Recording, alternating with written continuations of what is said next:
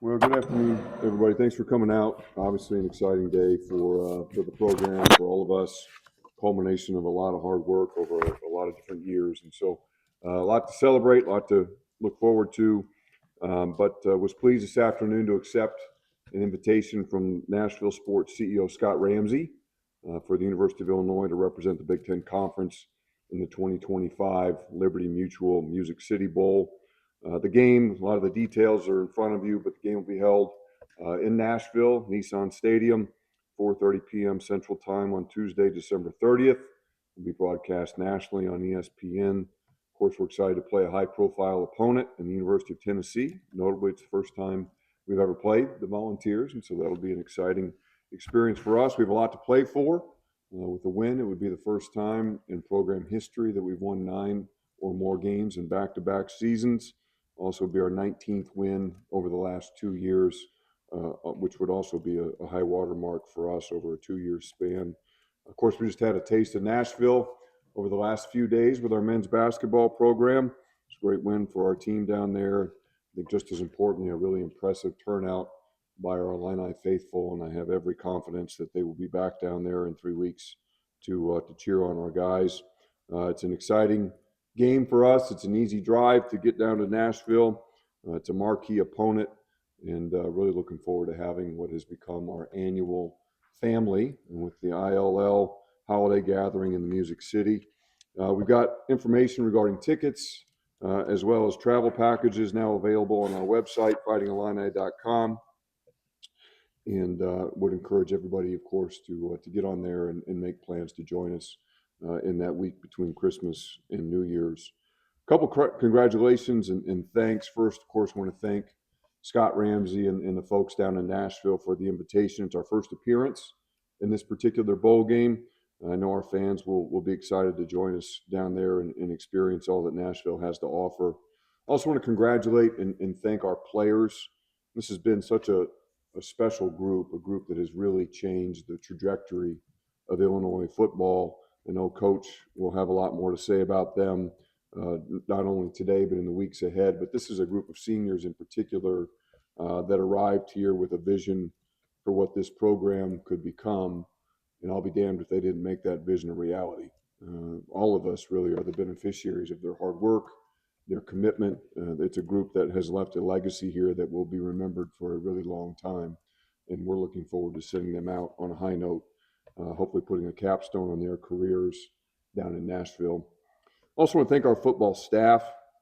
I think everybody who covers our program understands this, but pursuing a career in high major college football is not something for the timid or for the faint of heart. It's a day after day, week after week, month after month grind, and it requires incredible sacrifice of things that matter, including time with your family. It is high visibility, it is high pressure, there are a lot of high demands. But when you do it well, and when you have a season like we did this year, it really does allow you to create something memorable, a season that means something to a fan base, something that means something to our teams, allows us to build relationships that will hopefully endure for the test of time. And so just want to thank that group who works in this building day in and day out. Also want to thank our broader DIA staff. And I think probably goes without any explanation, we have made success in football a priority across this athletics program for a long time now. But in particular here over these last few years and since Coach Bielema's arrival, I can't hit on all the ways that manifests itself across our entire department, but I'll just mention one that I think embodies what that commitment has looked and felt like, and it really is the game last week against Northwestern, maybe the Snowmageddon game, if you want to call it that. It was an incredible effort from so many different people to ready this stadium, have this game played under such adverse conditions. Obviously, our facilities team was here hours upon hours, a lot of back-breaking work, moving that snow in and around the stadium. But beyond the facility staff, we have a lot of people who don't have snow removal in their job description, who were out here with their boots laced up, with their shovels in their hands, helping to move the snow around that building for hours that afternoon during the most intense periods of the storm. And without their help, the stadium doesn't get ready. We don't have an opportunity to welcome any fans into the building, and we don't have the chance to go out and bring home the Land of Lincoln trophy. And so I had a chance to communicate with them in private, but in front of all of you, we just want to make sure we convey our thanks to our staff. And again, that's just one example of the ways day in and day out, large and small, that everybody in DIA is working to help make this football program successful. And it's really rewarding to see such commitment and to work with such a special group of colleagues. Also want to congratulate and thank everybody associated with our program, our fans, our donors, everybody who has invested their time, their resources, their emotional energy into seeing this football program build and grow to the point that we have it now. And I reflect back on this year. I think about some of the cool memories that we were able to share. I think about the $100 million gift announcement with Larry Geese and adding the Geese name to Memorial Stadium. I think about welcoming Fox's Big Noon kickoff show here for the first time in program history, and to not only do it once, but twice, and do it twice in 3 weeks. It was really special to have that kind of enthusiasm, that attention. Fox asked us after coming the first time, do you think you could match what you were able to do the first visit? And we said, look, you haven't seen anything yet. In the way that our students in particular, but our fans showed up for that Ohio State game, the way that they came out to be a part of that program in the pregame hours was really a memory that I'll have for a long time, and I know many others will as well. And I know those were the first visits, certainly will not be the last, and we're looking forward to continuing to have that kind of profile and visibility on this football program. To be able to beat USC here at home, a team that finished the season ranked number 16 in the CFP. We ended up beating two teams that now we know became eventual conference champions in Western Michigan and Duke.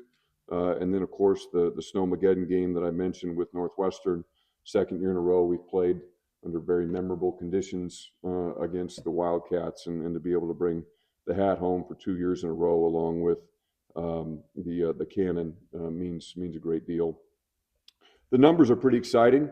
As you look back at the season, our season attendance exceeded 400,000 people through the gates of Memorial Stadium for the first time since 1994.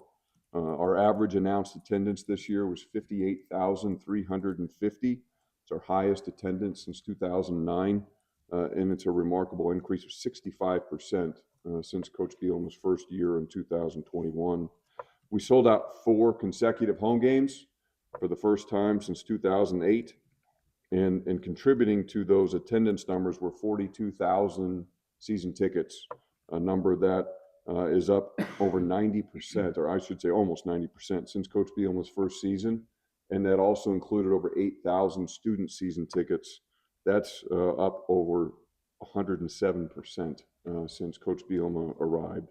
So it's really special to see so many people coming through the building, and I think they've been rewarded for it. The last 2 years, we've been able to go 6-1 inside Geese Memorial Stadium. It becomes a little bit of a chicken and the egg. Are we winning because they're there? Are they there because we're winning? I think the answer is yes. And so it's been incredible to see so much enthusiasm and to have the success that we're having here in our home stadium. And then lastly, just to see that 7 of our 13 games this year were on high national networks, major national networks, I think, again, is a testament to the visibility and the recognition and the success that the program has enjoyed here since Coach arrived.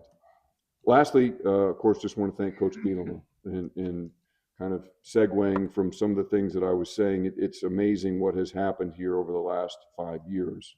36 wins in his first 5 years. It's the most ever by a coach here at the University of Illinois during their first 5 seasons. To now win 8+ games in 3 of his first 5 years, the first coach to ever do that. 3 high-level bowl games now in those first 5 years. And then you focus in on the last 2 years. And again, I mentioned earlier, we're sitting now at 18 wins over the last 2 seasons with the chance for our 19th. We're now 5th. The University of Illinois is 5th in the Big Ten in total wins over the last 2 years.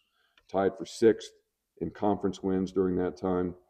And then you look at what happened when we all got together in this room earlier this week to talk about recruiting and to understand that we just signed the most decorated recruiting class in the program's history. It just all speaks to sustained success, which, again, you've all heard from me, from Coach. That has been a feature of our conversations from the very first time we had a chance to talk. And this is what sustained success looks like, to be able to do the things that we're doing on the field, away from the field, to be able to prepare the way that our team does, and know that every time we kick it off, we've got a chance to go out there and win a game.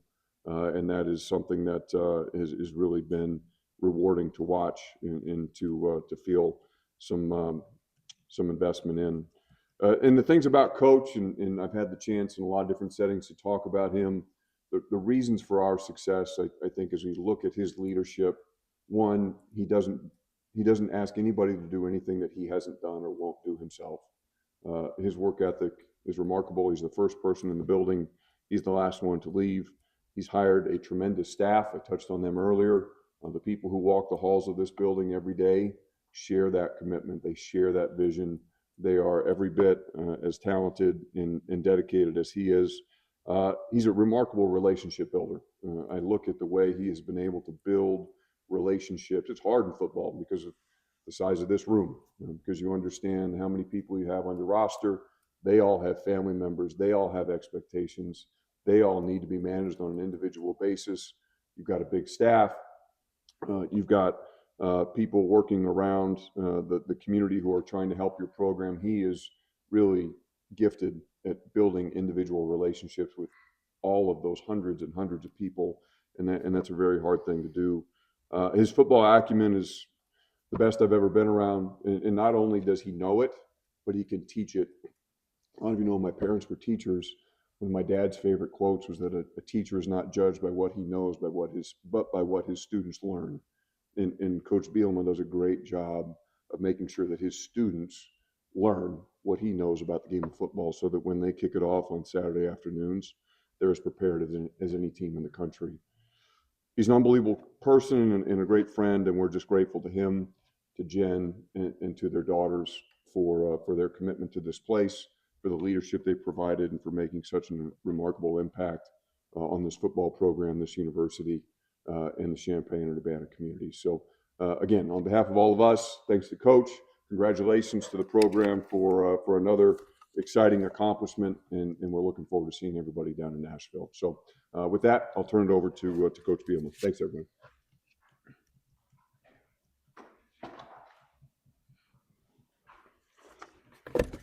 Good afternoon. Saw some of you guys in Nashville last night, so it was kind of fun going over on the plane Friday. I got a chance to be with some donors, and kind of Josh and I had conversations last week. Didn't know exactly how the day was going to play out, but had a good inkling that we were going to be coming back over there for the bowl game, and honestly to maybe have a chance to play Tennessee. So I thought being there last night and being able to watch a basketball team do that, and just the fans, it's probably one of the great things for me as a head coach. You are so locked into your moment. Game day and everything, like you don't realize all the things that go out around it, right? And I was in Nashville yesterday in our team hotel, right? And then we went to a barstool spot that they had kind of had as a rally point, and to see the interaction with the fans, it was just absolutely great reminder for me of all the things that go around college athletics, and super excited for this bowl game opportunity. To play Tennessee, a very, very gifted football team, mirror us a lot, probably in the fact that they, have a very dynamic quarterback, play caller, obviously, Coach Heupel and his history as a player, and then Coach. I've never competed against him. I played Tennessee one time when I was in Arkansas, so was able to play at Tennessee one time. But to have this matchup, this moment, is pretty cool. I think to have another quality SEC matchup with the two leagues going on is really, really awesome. I want to thank, obviously, everybody that, like Josh just mentioned, to make last week happen for the Northwestern game. It was probably a really good reminder for me. I saw, what was coming in during the course of the week. We prepared as much as humanly possible. I watched a lot of bad weather games, but there's nothing like being in that moment, and what our support staff did to make that stadium what it was, to clear it off, and then really the tale of two halves. It was almost a totally different game in the second half weather-wise, right? And to see that play out. thought it was interesting early in the course of the day. I was informed that we are going to move everybody behind us, in that stadium environment. That was pretty cool to have that behind us as a backdrop for our players and all that goes into it. So that gave us the win, which I think solidified us to go to this bowl game, this opportunity. Couldn't be more excited. I just got a text. I think you always reflect back. These bowl games are obviously the culmination to a season, but for fans and especially the players' families, right? Just got a text from Betsy Altmeyer when I was walking in here, and she said she thought half of Mississippi is going to be there in Nashville. I was just glad that one was going to be there from Mississippi. So I think it gives our guys a chance to have a quality opponent there down the stretch. I don't know anything about who's playing or not playing. I'm sure I'll have a lot of conversations this week. I've had some beginning conversation with the guys. Also, there's some guys that have some season-ending or some surgeries that got to take place after the season, so we got a lot of those conversations going on as well. But just really took last week to decompress, kind of understand where we're at. This week, we'll actually get on the grass. In the indoor, we'll get in there, do a little bit of just Illinois versus Illinois this week. Kind of have a lot of developmental practice this week as we game prep and get ready for Tennessee. Offense, defense, special teams. We'll probably get in 5 to 6 quality good practices before we leave for Nashville. I'll give the guys a couple of days off before Christmas to allow them to go home for the holidays. Then they'll meet us on Nashville, probably on Christmas Day. Still working out the exact details, but we'll get about a good weekend before the game. Staying at the Opryland Hotel, which will be an awesome experience for those guys that haven't been there before. So a lot of just really good things. Super excited. And with that, Josh read off a lot of stats, but the one that was blowing me away is right. Like I didn't even realize it.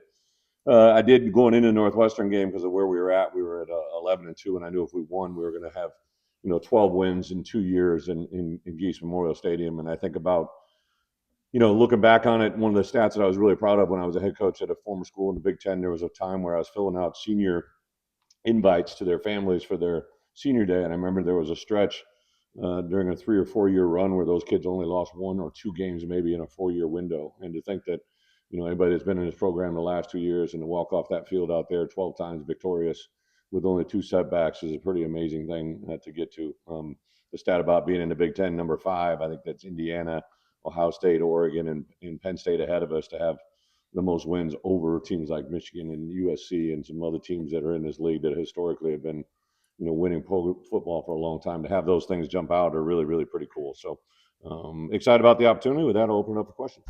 Bret, what was the impact of winning last year's game, and what could this one mean? Yeah, 2 different things. So, you guys have pieced it together right here. Signing day on Wednesday. This is going to be entirely different offseason. Last year we had so many returning players. So this year we have a good amount of players that are returning, but I think it'll be a lot more about retention and acquisition.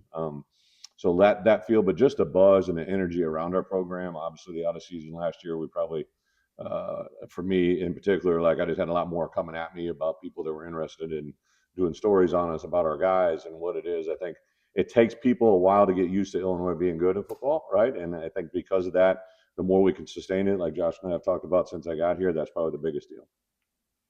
The way Illinois fans flooded Nashville, I saw you give you a pretty good feeling about what will come on the 30th. Yeah, it was funny. I got up early, I grabbed a cup of coffee, and young boy was standing there, and he had on orange pants, all right, and maybe a gray top, and his dad's like, Coach, he was in all orange earlier, but I told him he couldn't just wear all orange because I'm like, what a confusing statement, right? I didn't quite get what was going on.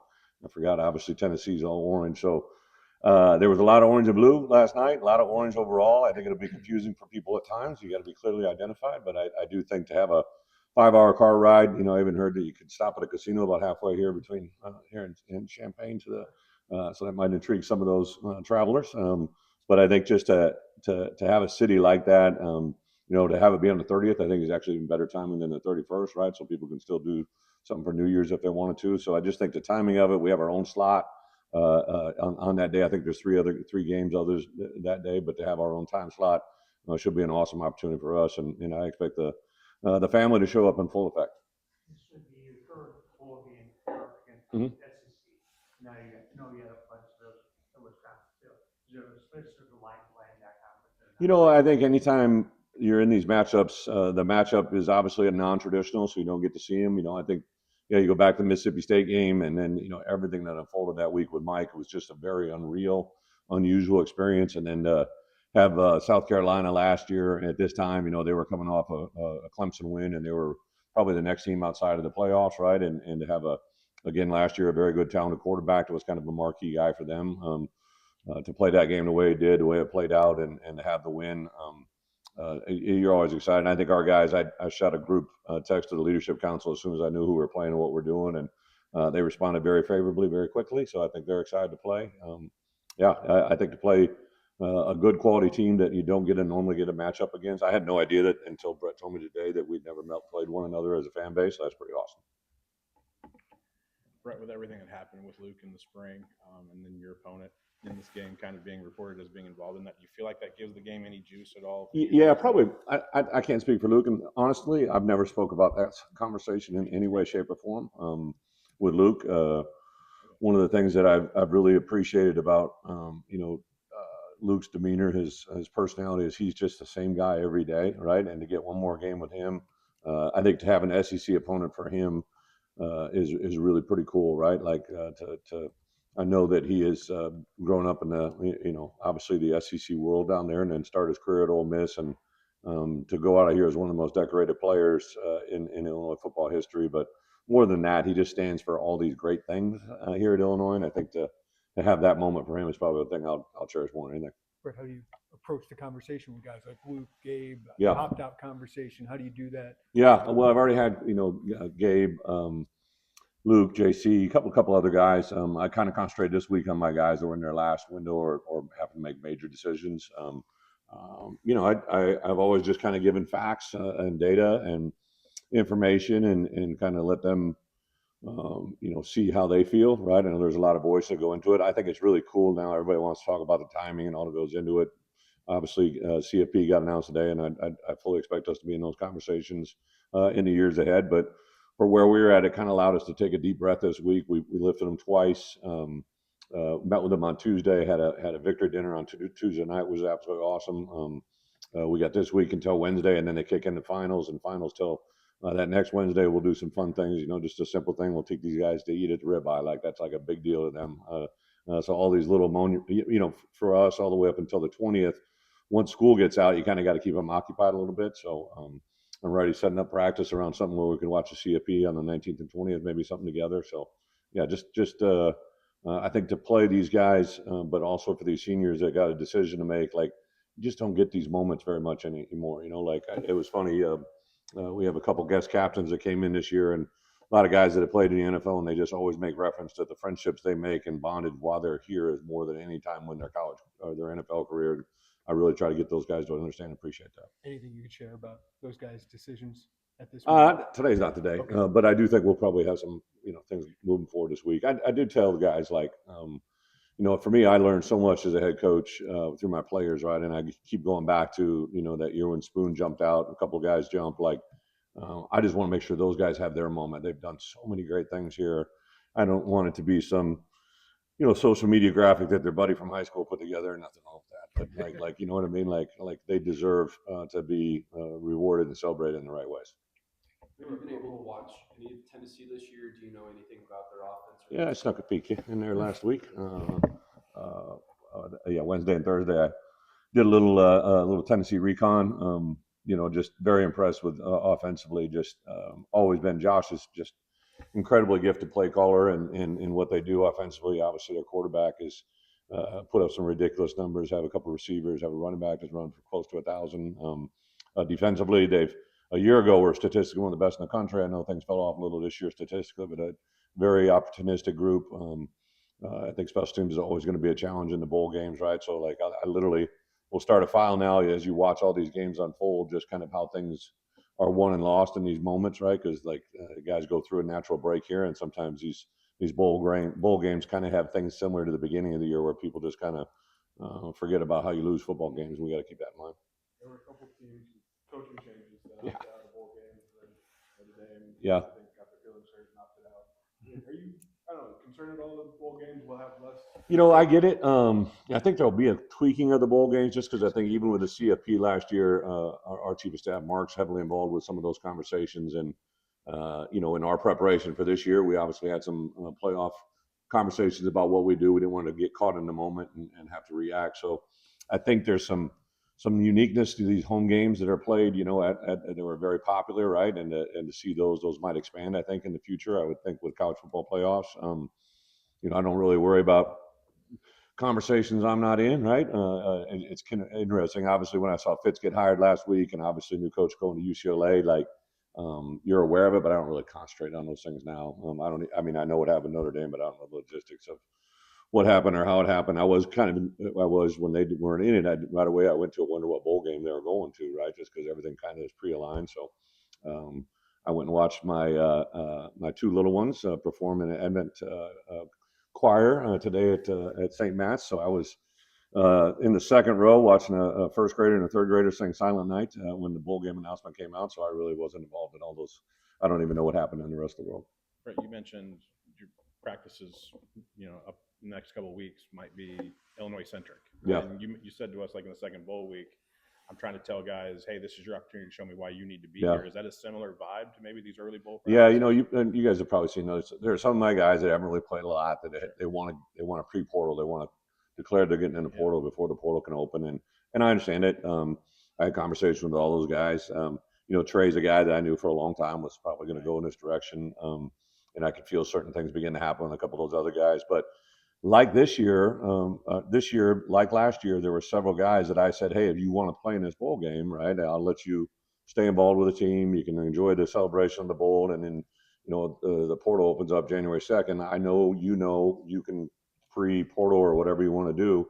I just want to get guys good, but I think there's a lot of guys that I haven't talked to that I will over the next 3 or 4 weeks that I'm sure they're in their mind saying, hey, what do I want to do here? And as coaches, we're saying the same thing, right? Like we want to see everybody be at their best, and we'll do a lot of stuff that will take most of our main starters that aren't going to be with us next year, remove them, and let those other guys play football. And I'm super excited to see Ethan and Carson Boyd, you know, those two guys at the quarterback position, several offensive linemen, some of the backup defensive linemen, outside linebacker like Joe Barna is a guy that I'm really excited. Him and Daniel Brown, those are two outside guys that, you know, after Gabe and Alec are gone, and now Leon Lowry, those are guys that I think will step into starting roles, and I'm super excited about them, but I'm kind of excited to see where they go right now. Brett, you guys as a staff had a lot of success the last 2 years. How do you feel about your staff moving forward? Do you feel like you need to? Yeah, make any great changes question. off I know obviously James White is going to move on, right? So it's funny, like I just get bombarded with people that want to be a part of this thing.